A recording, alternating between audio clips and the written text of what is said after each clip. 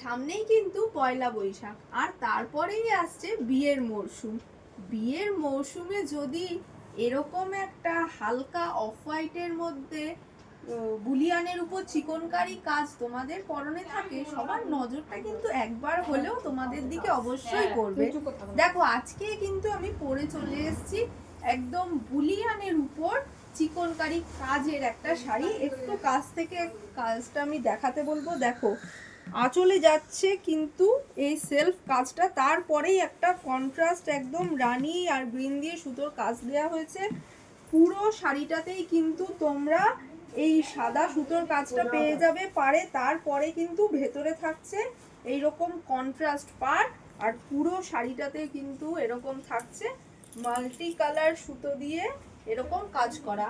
আমি যে কালারটা পরেছি সেটা তো অবশ্যই পাবে, এছাড়াও কিন্তু তোমরা আরো 2-3টে কালার অপশন পাবে।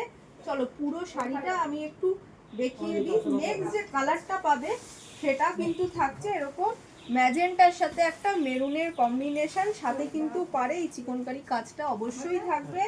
নেক্সট যে কালারটা দেখাচ্ছি সেটাও কিন্তু থাকছে তুতে আর রাস্টের একটা কন্ট্রাস্ট। আর নেক্সট যে কালারটা দেখাচ্ছি সেটাও থাকছে একটা রেড এর সাথে খুব সুন্দর পিঙ্কের কন্ট্রাস্ট।